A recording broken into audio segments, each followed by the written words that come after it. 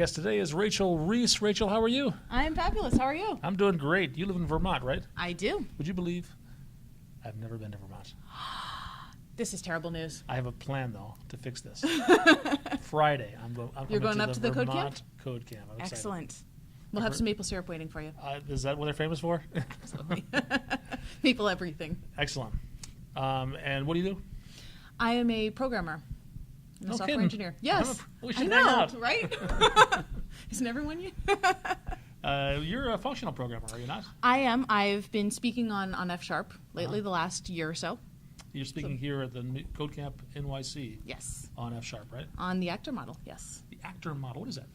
It was first implemented in Erlang. It's basically a system of...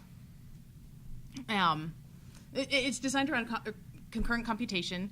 Actors represent, one little piece that they can send messages back and forth to each other. Okay. They have an internalized queue which handles all of their internal state, and basically they pass messages. What are the advantages of using the actor model over, say, my more traditional object-oriented paradigms that I use? Concurrency and parallelization. Can you define those? Yes. Concurrency is a more general concept. It just means basically two things that are happening at the same time. These may or may not be in parallel, but maybe they can be on the same thread. A little bit of one thing happens and a little bit of the other thing happens. Okay. Parallel means two separate threads entirely, two things going at once, simultaneous. So concurrency is almost the same thing as parallelism, except that it really means we don't care in which order they occur. It appears parallel, sort of, but it might not necessarily be. Okay, all right.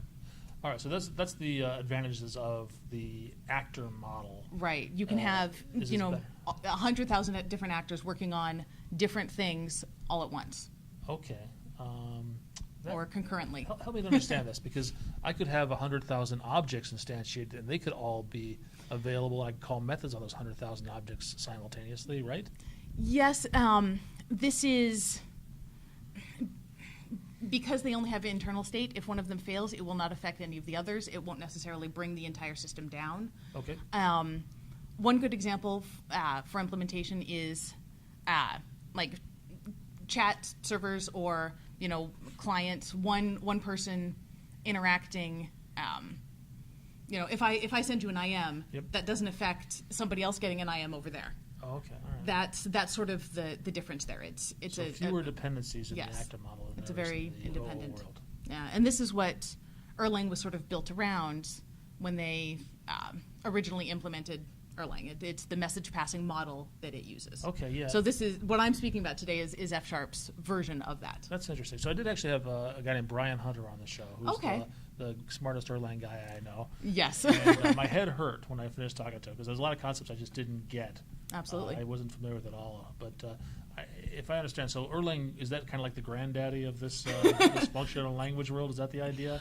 Yes, and definitely so for this model. Other functional languages are copying what they've done successfully? I know that Clojure has it, Scala has it, Scala, and F# now. I know that there are a bunch of others. If you look at the Wikipedia page for the actor model, there's 15 languages that I've actually never heard of that also implement this. Okay.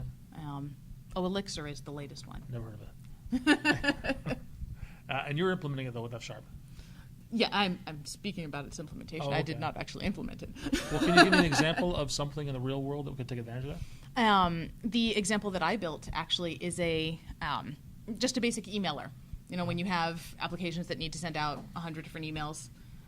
So I have a couple different types, and those post to one actor, which separates out like which email it's going to be, whether it's send you your password or send you the welcome email, whatever. Okay. And then from there, those each post to a different actor, which takes the which message it was and templates the email appropriately, and then each one of those templating agents then send to the sending agent finally, and at any point in there it could fail, and those will all send to an erroring agent. Okay, you used the word agent a couple of times there. Agent is what? Agent is F# word for actor. Okay, so the agent is the way they implement the actor pattern. Sort of, yes. In fairness, it's also called the mailbox processor, but it is often aliased to be agent because it's a little easier.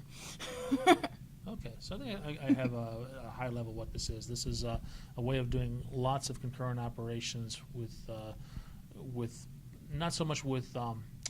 This is the way Brian explained Erlang to me. Is Erlang doesn't care so much about preventing errors from happening. It cares more about handling errors gracefully Yes. when they do happen, and that's what happens here in this pattern. Yeah. Because if it fails, who cares? You know, it's Fix it and move on. Fix it and move on. Nothing else. It failed. Not this whole cascading system of dependencies behind it. Yes, Also, it absolutely. didn't take that down with it.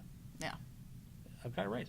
Yes. I'm actually, this is a proud moment for me, folks. I believe at Lambda Jam, one of Joe Armstrong's, I think his talk was called Self-Healing Systems. Okay. So that is, again, And is that one of the best measurable major goals of F# in any functional language? Is that correct? Is that fair to say? it's definitely Erlang's goal. Okay. That is absolutely Erlang's goal. And I suppose implemented correctly and or Erlang-y, that would be the goal of the F# agents. Okay. Anything else? Or a goal. Okay.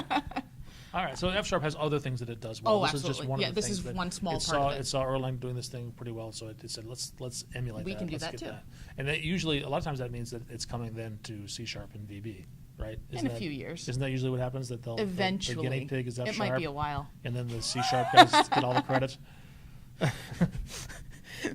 But it will take some time. It does take some time. Yeah, well, let's see whether it works or not. Yeah. Don't you don't agree with that statement that F# is kind of a proving ground for a lot of the features that eventually make their way into the more popular languages, at least to the Best features. Fair enough.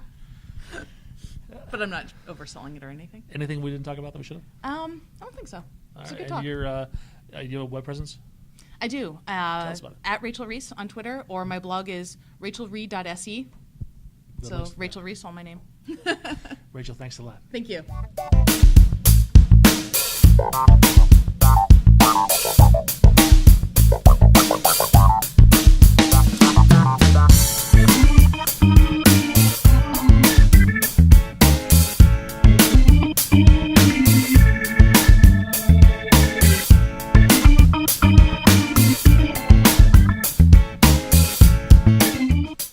I'm just glad I have so many friends in technology.